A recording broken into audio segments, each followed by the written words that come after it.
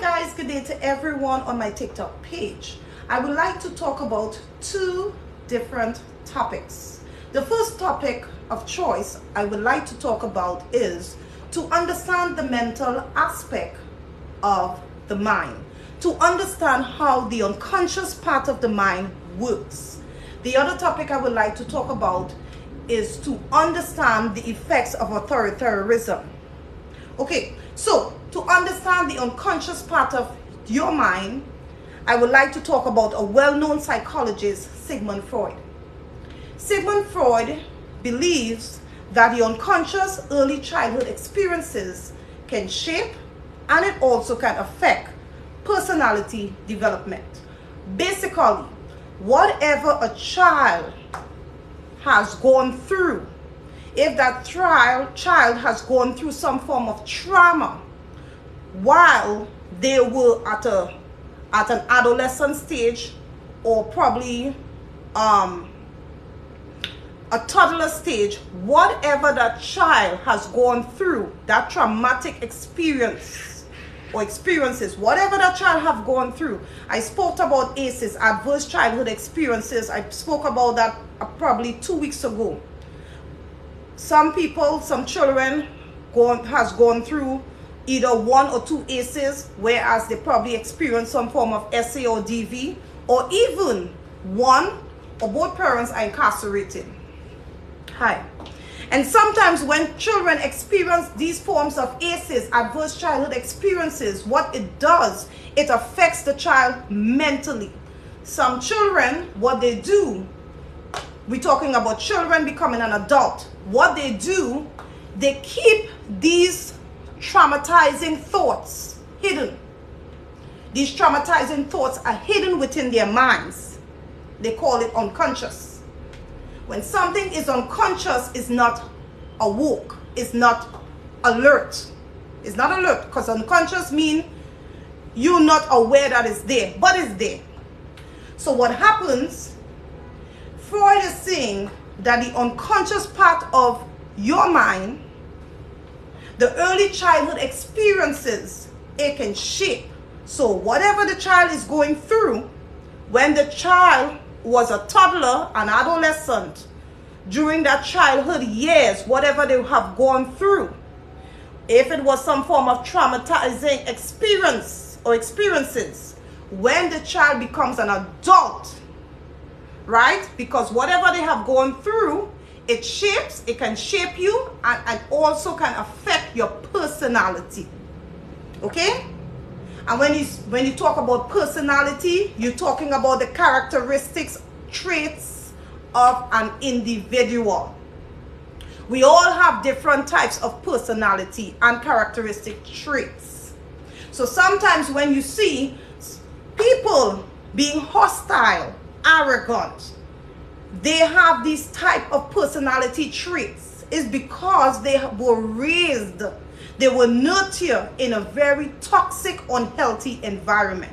So what Sigmund Freud is saying is, if the unconscious part of your mind, of your unconscious early childhood experiences, whatever you have gone through as a child, is going to shape you, and it's also can affect you when you become an adult, affect your personality development.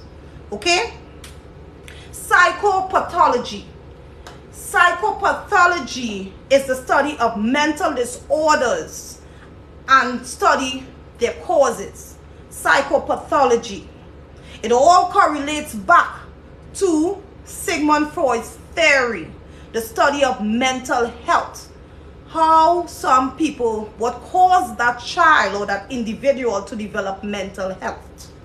Okay, that unconscious part. Okay, another theory that Freud came up with at around probably 1963. I'm not sure if I have the date or the year accurate, but approximately the year 1963, he came up with a theory of the egg, the ego, and the superego. Right? He said that the egg was instinct. It demanded gratification. The egg it was instinct, it demanding gratification. So basically, when the egg wants to do what the egg wants to do. It demands gratification. So if the egg feels to have sex with multiple partners, it's going to have sex with multiple partners. The egg wants to do what the egg wants to do. And the egg is demanding gratification. It's demanding to be satisfied. Whatever. And the egg doesn't have no logic. It is not thinking logically at all. The egg wants to do what the egg wants to do. Now the ego, on the other hand,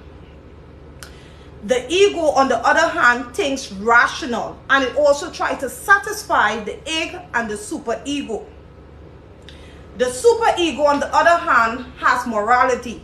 It is the moral guardian. It is a good part. So if you study within the field of psychology, they will normally, the egg will be referred to as the evil part of the mind, which is letting you partake in things which you ought not to partake in, which is the evil part. It's making you do things like sleeping with multiple partners, knowing that there are STDs out there, soul ties. You're not supposed to be sleeping with multiple partners, because you demanding that gratification, and you don't even care what happens, what's the outcome. If you sleep with multiple partners, you are having lots of soul ties. In addition to that, you will be susceptible to be getting STDs. So you're not supposed to be doing that. The ego, on the other hand, it tries to satisfy both the egg and the superego. It thinks logics, it's clear, and it also thinks before it acts. The superego, on the other hand, is morality. It is the moral guardian. It is the good part of it. Is the very good part, and you want all your thoughts to be associated with the moral guardian, the superego. You want your thoughts to be based there, because you know with there you're going to be guided on the right path. Okay, so Freud came up with that theory: the egg, the ego, and the superego.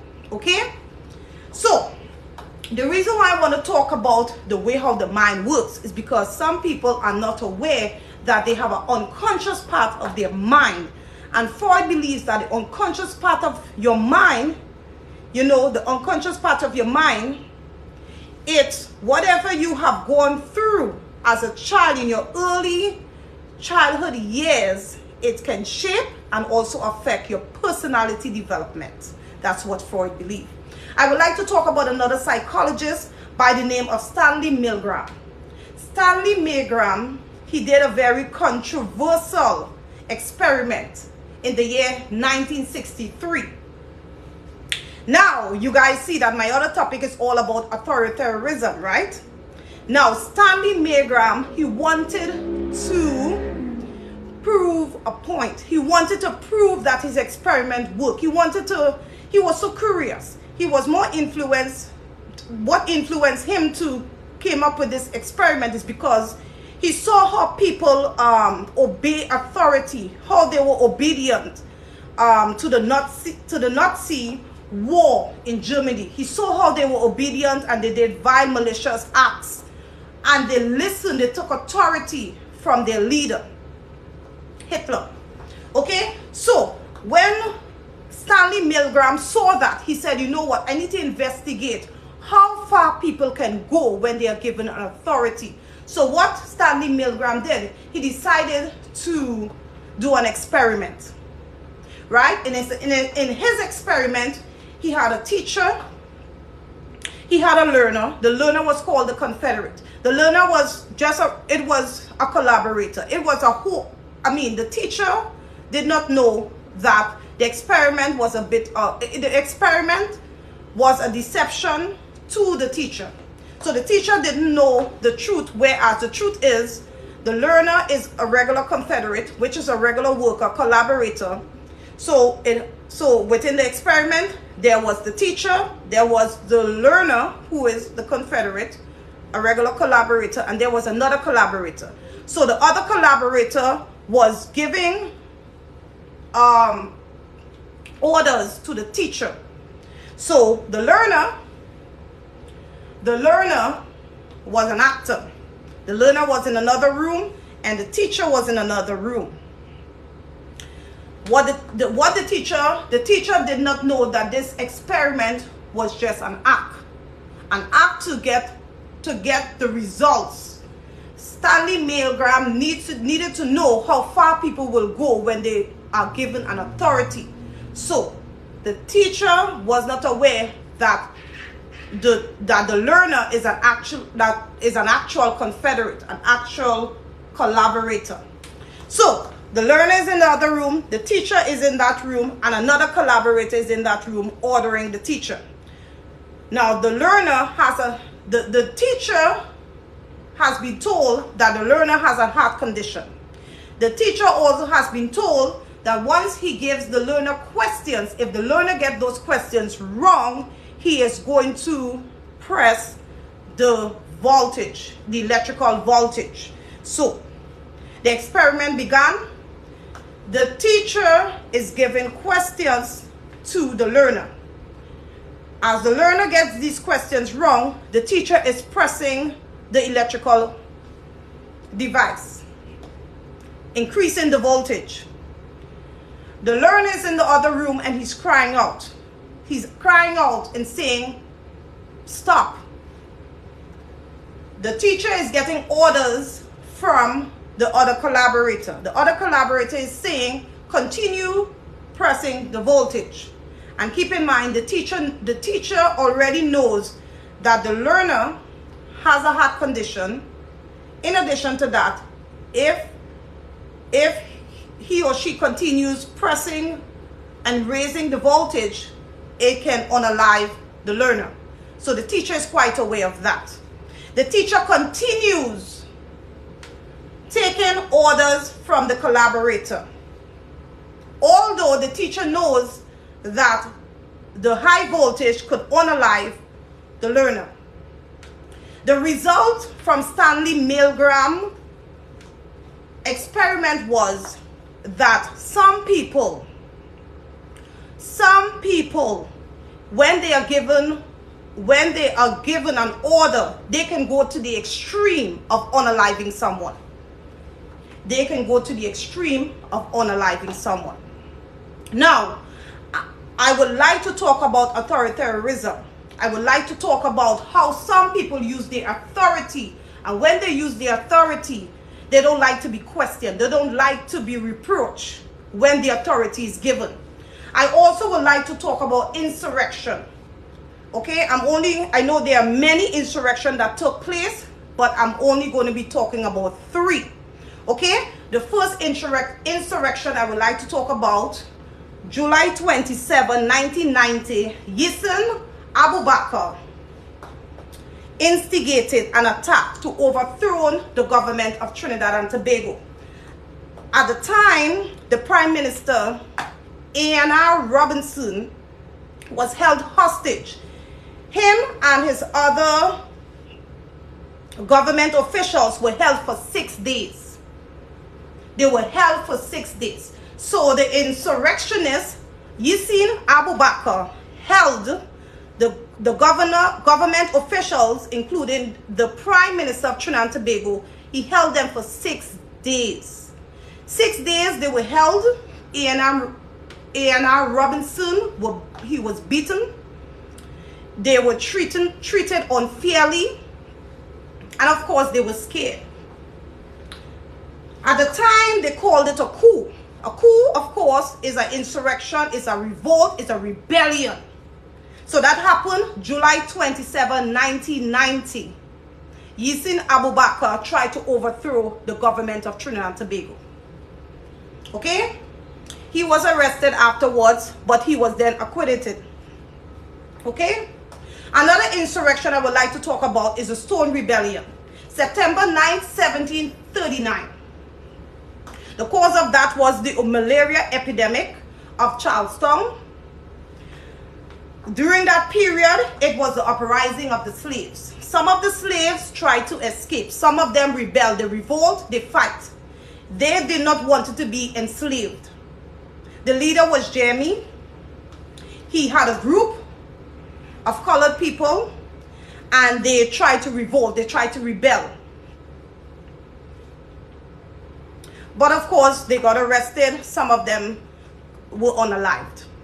Another insurrection I would like to talk about, it took place in the year January 6, 2021, guys. Ladies and gents, that's the other insurrection I would like to talk about, where Donald Trump and his mob of followers attack the Capitol, attack the White House.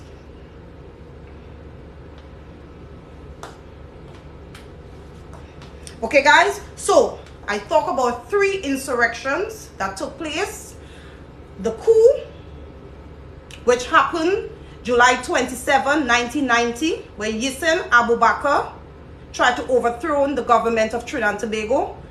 The 3rd insurrection, which I spoke about, the Stone Rebellion, September 9th, 1739. And then the last insurrection is January 6th, January 6, 2021, where Donald Trump and his mob tried to, they stormed the Capitol. Okay, guys?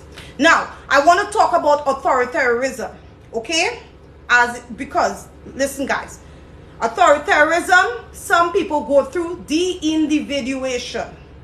Some people go through de-individuation in groups, where they lost their self-awareness when they are in a group.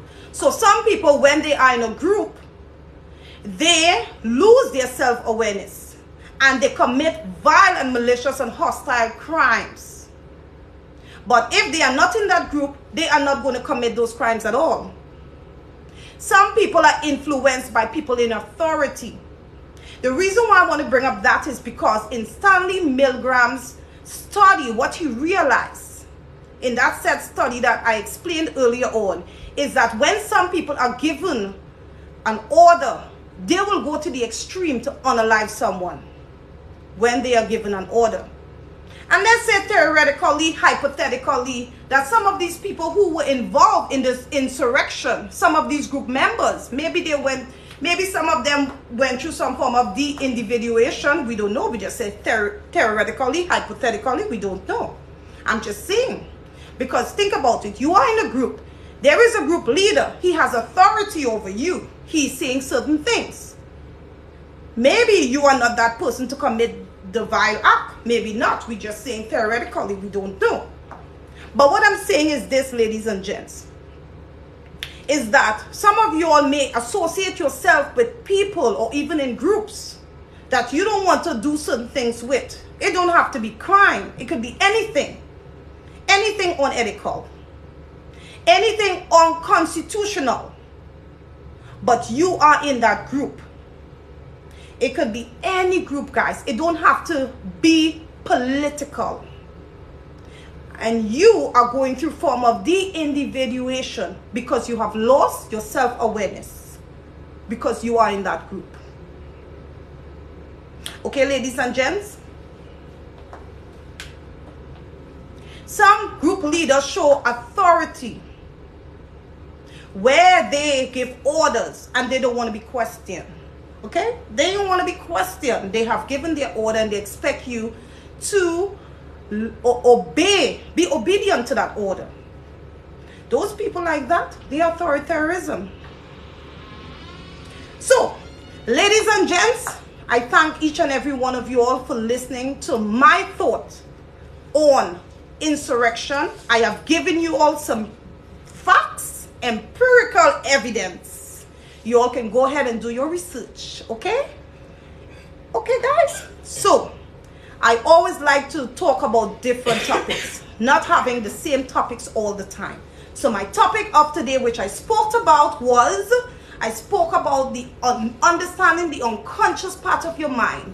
And of course, our psychologist, Sigmund Freud, psychoanalysis, psychodynamics, psychoanalytic, he believed in the unconscious part of your mind.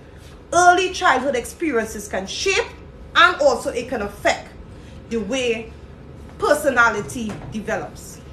I also talked about Stanley Milgram. So you guys have a beautiful day. Thank you each and every one of you all for listening to me. I appreciate every one of you all. Have a good day and bye.